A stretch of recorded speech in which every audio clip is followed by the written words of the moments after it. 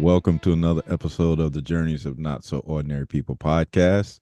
We are your personal, professional, and career development podcast. So I am one of your co-hosts. I am Dr. Joe Hamlett, and alongside me is my colleague who's already giddy, Dr. Dave Peltz. How you doing, Dr. Dave? Doing great. Got that cup of coffee down. Ready to have some Hey, fun.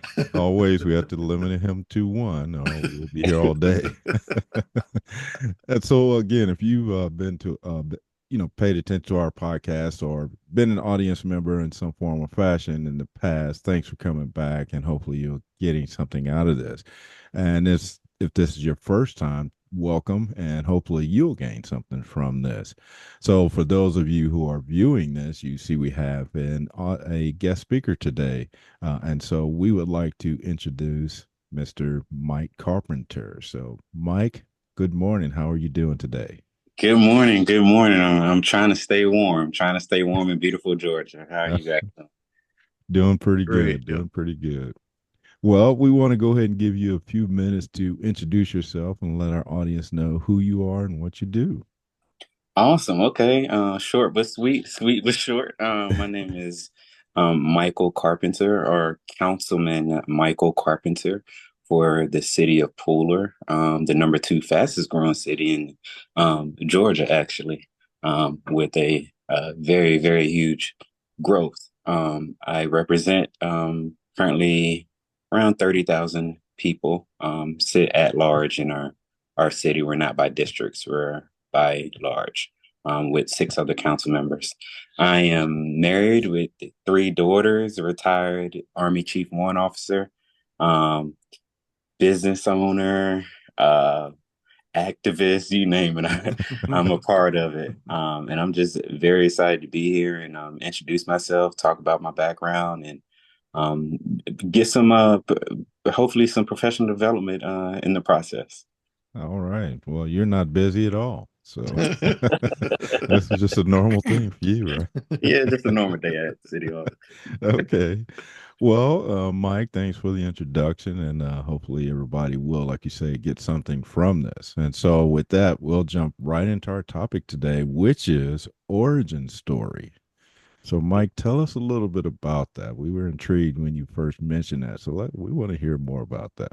I've always been a firm believer, and it's always intrigued me. I always been a firm believer in a person's origins, and sometimes that can be from where a person is from their family to that person's background of what maybe they've been through, Mhm. and sometimes origin can be a happy ever after story. Sometimes the origin can be a not so friendly ending. But I've always been intrigued by that, and whenever I meet people and go places, I always ask where are you from, which is it gives me more context of that person, and then a little bit about their background. And whenever I get I'm not going to say a good or a bad background, but whenever I get a background about somebody, it allows me to gauge how that association will go with them, or what their plans are, what their intentions are. So that's why I've always been very intrigued by a person's origins. Okay. Yeah. And Joe and I are very similar in that way because for us, it's finding that connection. Where do you connect? Correct. Um, a long time ago, early in my career, probably career part 1.1 or something like that, out of 500 iterations. There was had a couple of employees that were just they would not mesh, and they I was told do not schedule them together. It will be a bad day for you. Wow. And so I got to know each one of them individually and found out that they had something in common. So I did pair them together a few weeks later, and they were not happy campers, let me tell you. But when I said, "Hey, so and so, you realize that this person over here is interested in this, and did you realize that this person over here is interested in that?" Yeah. And they were just kind of looked at me like they were still going to kill me at the end of the day. But at the end of the day, I come back to check in on them, and they're just having the greatest time together, and they actually started requesting to be scheduled together. So knowing the origin of where people are coming from and what their interests are, find those common points of interest within ourselves and each other. That's a huge thing. So I'm loving this topic.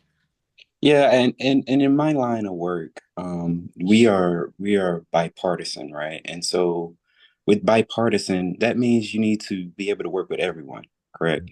And so engaging my constituents and getting to know, filtering out all the noise, because you can't make everyone happy, but filtering out all the noise and getting to that root, um, it's always been successful for me.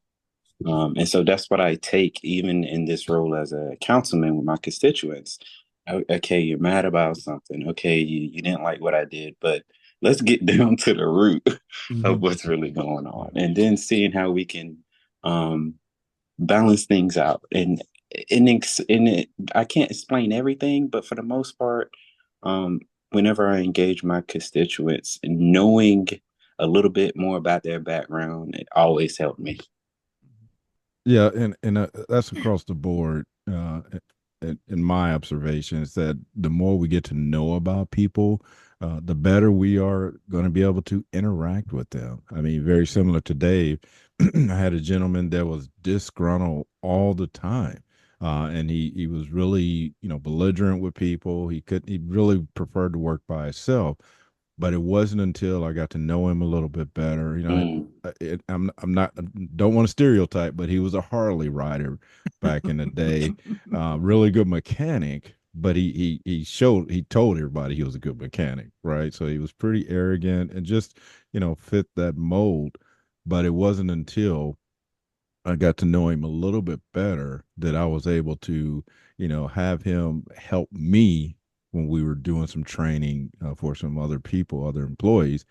He stepped up to the plate because I put him in a position where you'll be the authority figure, but you'll be helping the team by training them, and it was like night and day, the difference from the belligerence, the just Yeah. foul mouth, all that too. I mean, he was coming up to people, assisting them. It was people were looking at me like, "What did you do to him?" I mean, because it was just like all I did was have a conversation with him, and it actually started out kind of like, "Why do you what?" It was just this grumpy gentleman, and then toward the end, he was helping me figure out the training schedule and all that. So it just yeah, to your point, just getting to know people and like you say, their origin story. Why are they, the way they are? Where did they come from? What were they exposed to? So I really like that idea of the origin story. Both personal, the background, all those things, their experiences. So just yeah, very cool. Yeah, I take that. I like what you said as far as getting to the root of the person. I take that even in my leadership role. In every leadership role, whatever I walk into, I always tell people the same thing. I'm here to teach, coach, and mentor. And if I can do those three things, I've been doing that since I was a warrant officer, since I was a sergeant to even now. If I can do those three things, I'm always going to get through. Um, and it may be some hardcore people out there who won't let me get through, but for the Yeah, most part, those three things. And if you want, we can. That leads me into, say, we can talk about my origin if you would like. absolutely. Yeah, Yeah, absolutely. Yeah. absolutely. For sure. So my origin is nothing spectacular for sure. I was born in New York, but as a little kid, moved down south, very down south, Jim Crow South, Mm. unfortunately, Wow. in North Carolina, and it wasn't the best times, but it was the best times. Um, I was raised by my mother and my grandfather, um, and my mother worked hard, and my grandfather worked hard too, until the day he died, um, which he was like over 100. Um, and so Wow. seeing that atmosphere and but still receiving the love through all that turmoil, hard work, um, some days are good, some days are bad, truly built me up to have a sense of knowing what the definition of not only hard work, but uh, what is the word I'm looking for? Knowing what right and wrong looks like, I guess I could say. And as I came up, even through, we moved from a very down south place to Greensboro, North Carolina, which Greensboro, North Carolina is very famous as well, for the sit-in and a host of other things. When I was in middle school, for the majority of the part, that's when I started to have to do a lot of things on my own. My mother was still there, but I still had to do a lot of things on my own. Um, and and and when you're forced to do something, it does something to you because at certain times things become repetition. But when you're forced to do something, it I don't know, it does something to your minds where it's like, Yeah.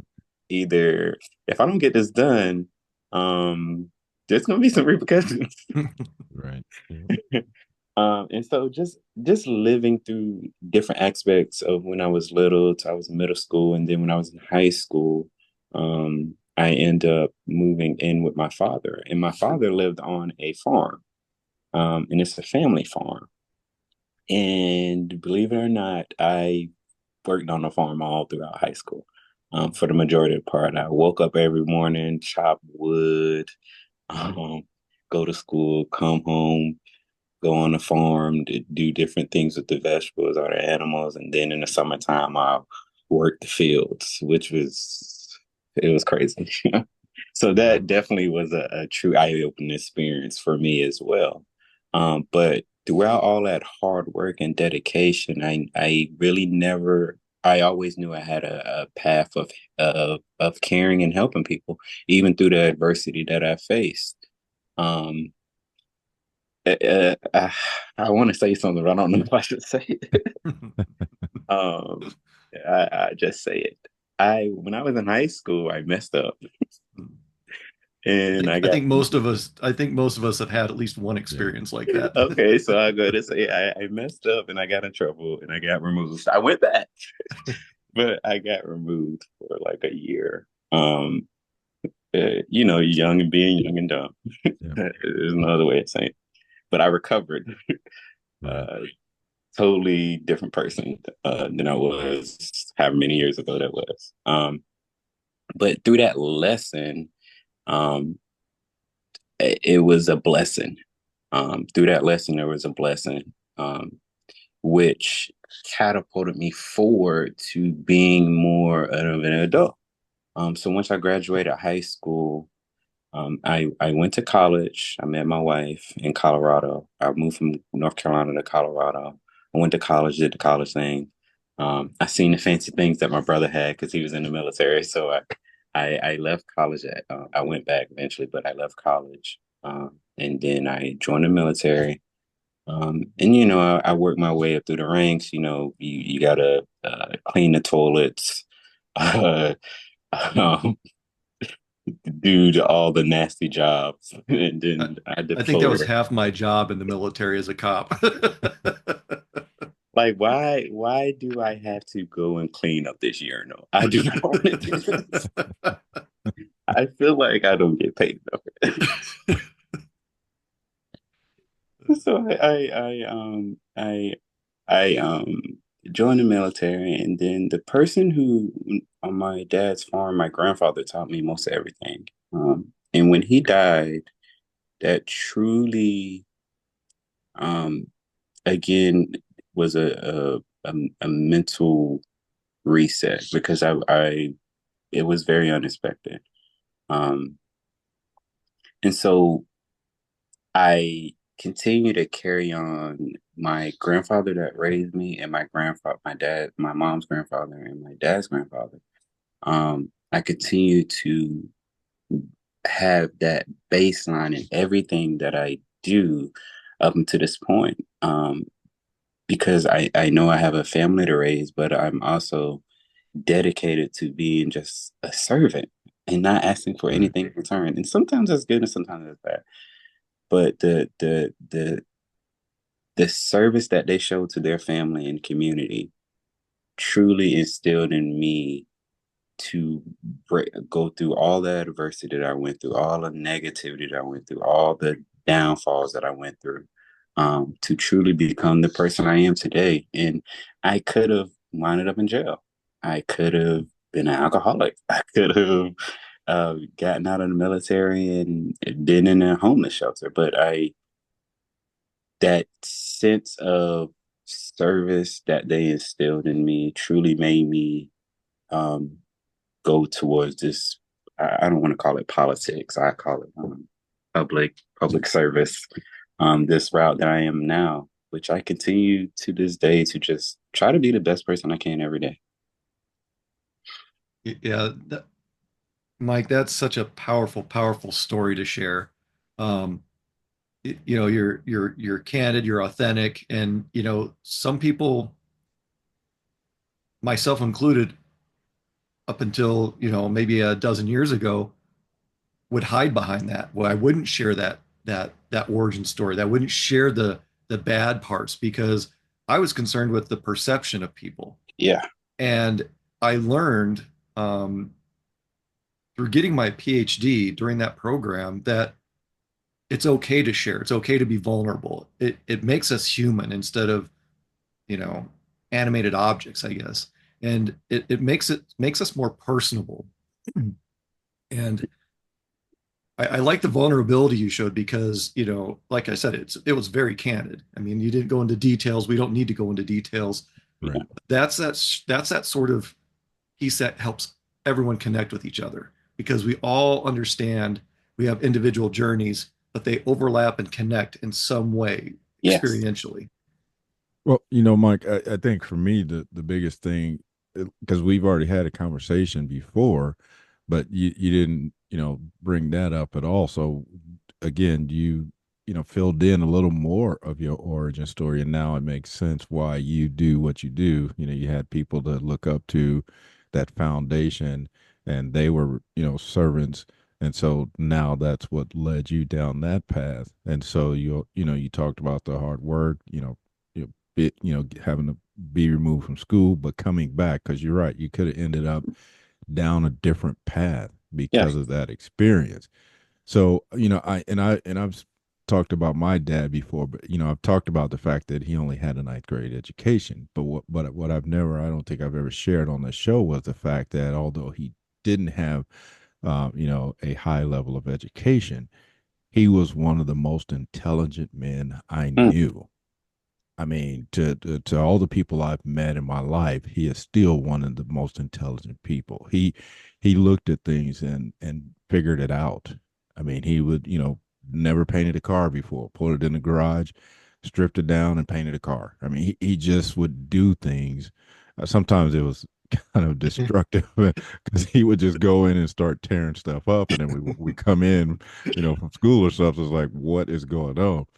But that's what he showed me, that you can achieve things even without the requirements people say that you have to have. Yeah. And that's what I took from him, the work ethic, being again able to put on a different hat and walk in shoes that people didn't think he was supposed to walk in. Oh man, say that again.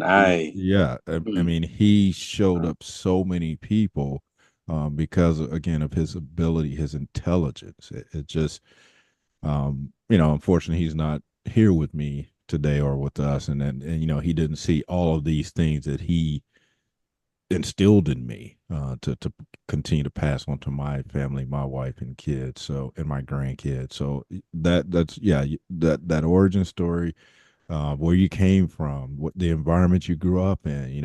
I remember when I was as a kid, he'd have us out there Saturday mornings. We want to watch cartoons and eat cereal.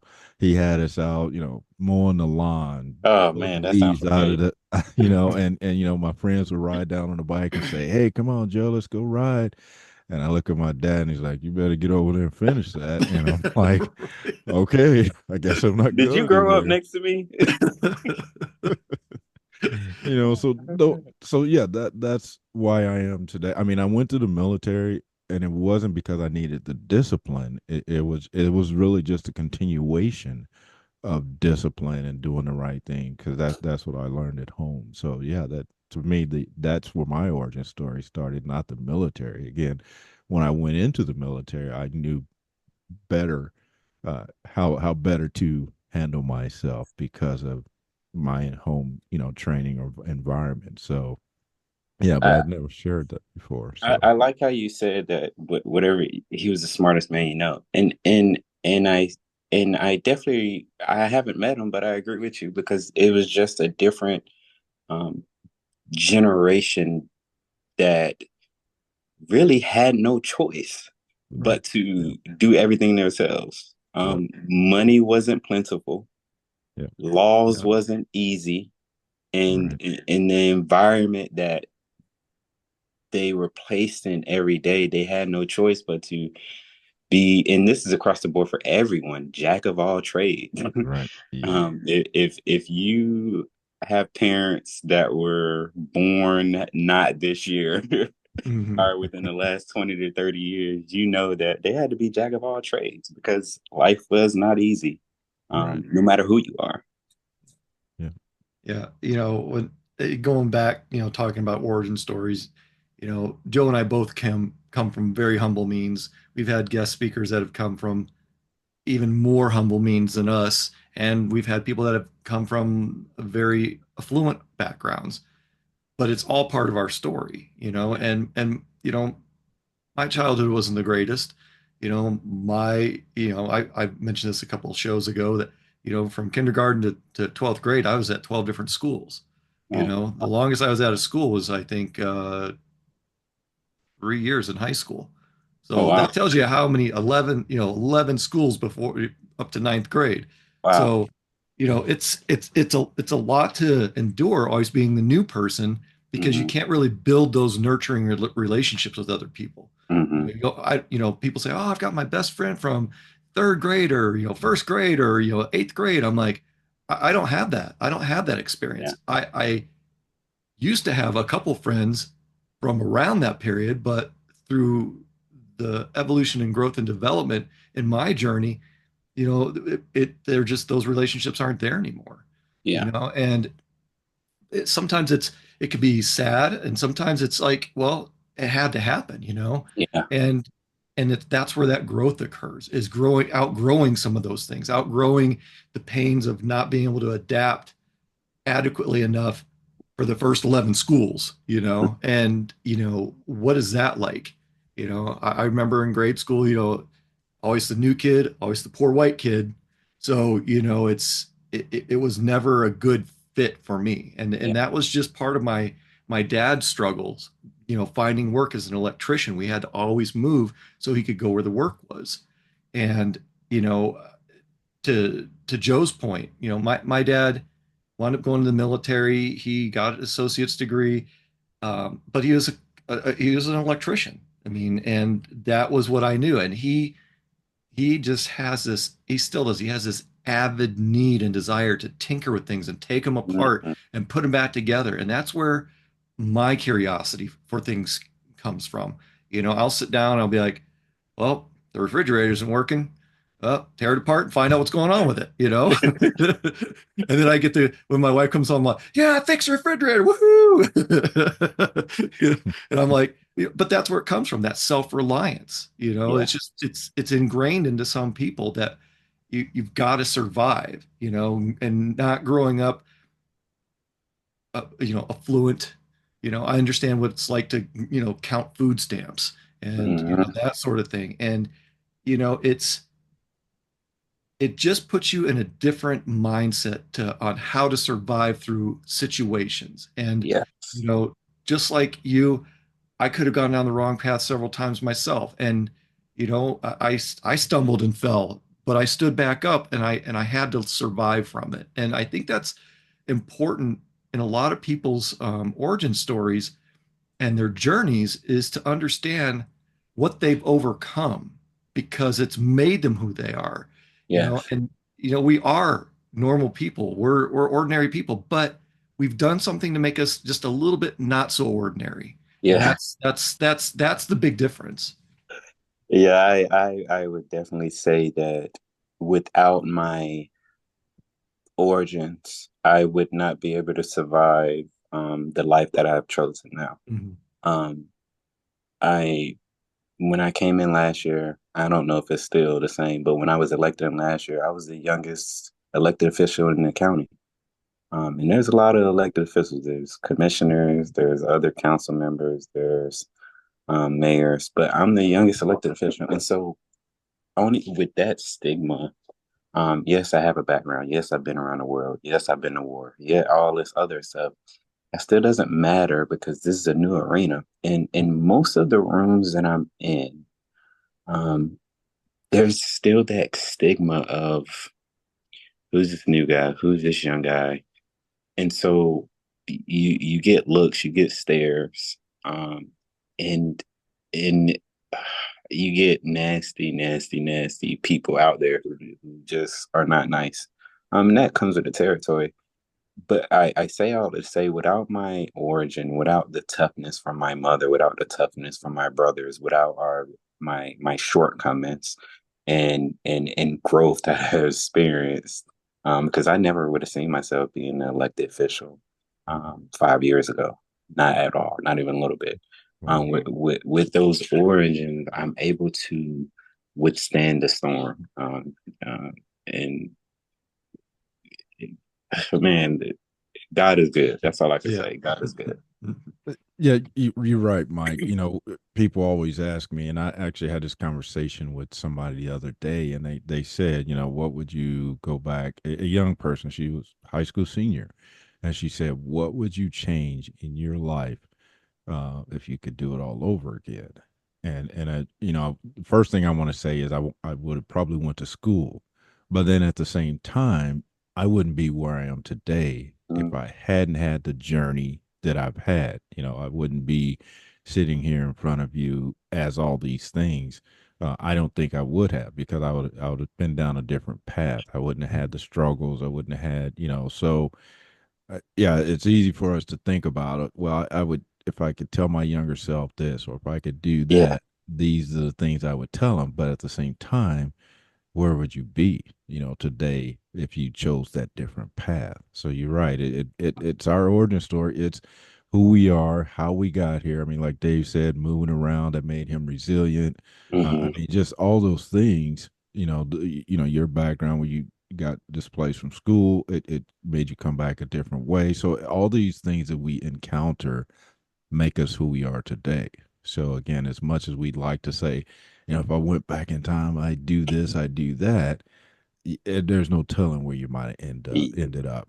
So Yes, I would definitely agree with that. And I must admit, another thing, I don't know whenever she'll hear this, but I wouldn't be here without my wife either. So, absolutely. Absolutely. Yeah. Yeah. Yeah, We talk about there's support systems a lot. yeah, absolutely. yeah, she's definitely the rock because Yeah, again, I have three little girls, but even before the little girls, when the world's against me, yeah. she always has my back, and I would definitely say without her, I would not have been able to accomplish nearly the things that as far as I come. Yep. I think we all can agree with that. Yep. Yeah. So we're down to the Women last bring it. couple. Yeah, we're down to the last couple minutes. So, Okay. um, uh, That works for me. I have a press conference at 10 o'clock for that work. Well, so yeah, do you have Mike? Do you have any? It's been a pleasure having you on the podcast. And again, looking at the time, it's already time just flew by because I It think really this is a did. very good conversation about origin story. Again, we thought about it, but like I said, I had never talked about some of those things that I brought up, as well as you had appeared. You weren't sure you wanted to say something, and then you did. So thanks for that. Like Dave said, the vulnerability to be to share that with our audience. But with that, like you said, though, do you have any final words you'd like to leave with our audience before we get out? Um, I would just say, go, man. Final words. Life isn't easy. Um, Yeah. but one thing my dad tells me all the time, well, he doesn't say it that much anymore, but he said you can have anything you want in life, no matter who you are, as long as you work for it. So I would tell anyone, no matter how old you are, young, old, whatever position you find yourself in, whatever the sad day, good day, blunder, we all fall down, but we all must get back up. Because no matter what, if you work for it, you can have anything you want in this life. Now, I would say if I can go back within the last few years, probably within the last year, I would say I would have picked a winning lottery ticket. But other than that, I'm just happy to be here and continue to be of service to not only my community but wherever I find myself in, and just be a good shepherd.